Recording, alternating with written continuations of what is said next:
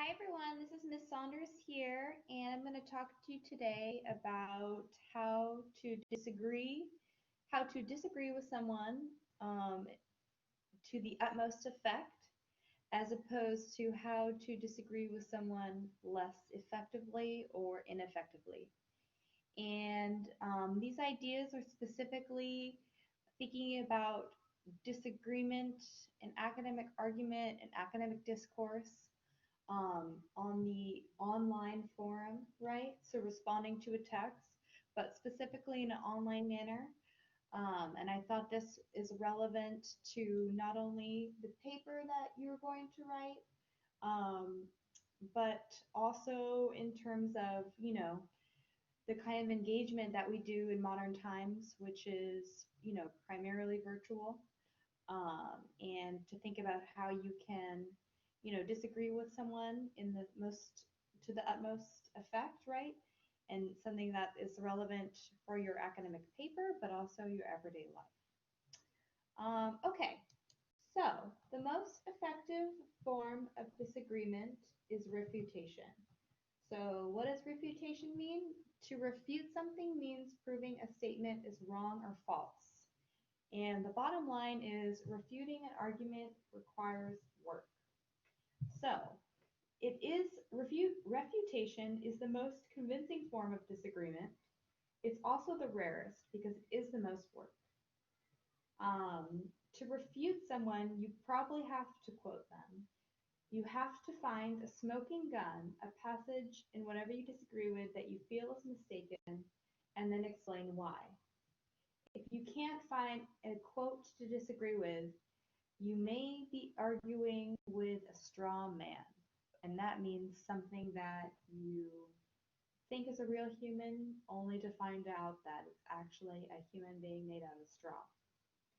So that kind of metaphor is implying that it's you are the most effective if you quote from the text when you disagree.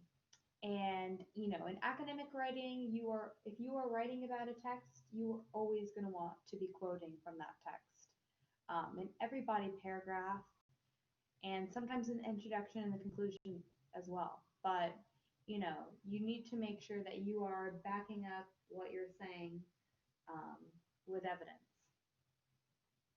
So, refuting the central point is the most powerful form of disagreement, and it requires you to synthesize and understand the major claims of the argument before you attempt to disagree. Less powerful forms of refutation or disagreement include focusing on minor points of the text or speaker you are disagreeing with, such as grammar or minor mistakes. So instead of refuting the central point, you might be more focused on minor aspects of the text you're disagreeing with, which is less effective as a form of disagreement because you are not looking at, the central claims that the text is making. So again, the force of refutation depends on what you refute. Um, you know, Correcting someone's grammar, harping on minor mistakes in names or numbers is not really going to be pivotal, right? Unless the opposing argument actually depends on one thing, on those things, right? And by harping on those minor mistakes, you are discrediting your opponent. And of course, you're always going to kind of be discrediting your opponent if you focus on any kind of flaw in the text, etc. But again, we're thinking about what is the most effective way that you can disagree with someone. So, an effective refutation looks like the author's main point seems to be X, dot, dot, dot, you fill in the blank, but she/he is wrong for the following reasons. The quotation you point out as mistaken need not be the actual statement of the author's main point. It is enough to refute something it depends on. So if you attack the logic the central argument depends on, you are, attacking the central argument, because without that logic or without that argument that it depends on, it is just kind of a floating, baseless claim. And there's nothing that's less persuasive or easier to disagree with than a floating baseless claim. And that is something that we, as writers, want to remember to avoid in our own writing, is to always back up our main points with solid evidence and use that evidence as kind of the skeleton of our argument, especially in academic writing. All right, so another way to effectively disagree with someone, though this is a less effective form of disagreement than refutation, is counterargument. So the equation for a counterargument is contradiction plus reasoning and or evidence. So when you aim your contradiction squarely at the original argument, it can be convincing. But unfortunately, it's common for counterarguments to be aimed at something slightly different. More often than not, two people arguing passionately about something are actually arguing about two different things. Sometimes they even agree with one another, but are so caught up in their squabble they don't realize it. And that's especially true with, arguments that we see online specifically. I'm not talking about in terms of this class, but in terms of Facebook, Twitter, etc. So just to recap, if you want to engage in a counter argument, you need to contradict a claim your opponent makes and then provide reasoning for your contradiction and or evidence.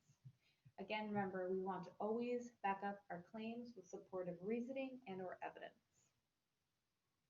Okay, so some ineffective or less effective forms of disagreement. Name calling, I would say that's pretty ineffective form of disagreement, especially in academic writing. Name calling isn't really appropriate in an academic text. Then by academic text, I mean any paper that you would turn in at the college level. Responding to the tone of the argument you're disagreeing with, yes, maybe sometimes this can be effective, but again, it's less effective than other forms of disagreement we've seen.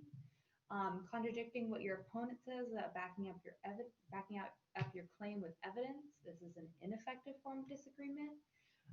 Another form of disagreement that you might try to experiment with, but I would say it is probably less effective than other types of disagreement, though that means that you never want to attempt to do this, but is to attack the credibility of the person who is authoring the text.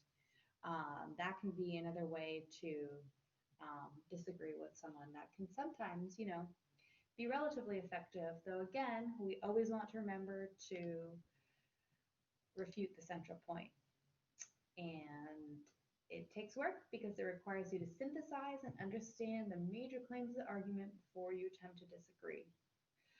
All right, I hope this has been helpful in thinking about academic argument and internet argument and the kind of conversations that we have online. And hopefully this will be useful in your second paper. All right, thank you.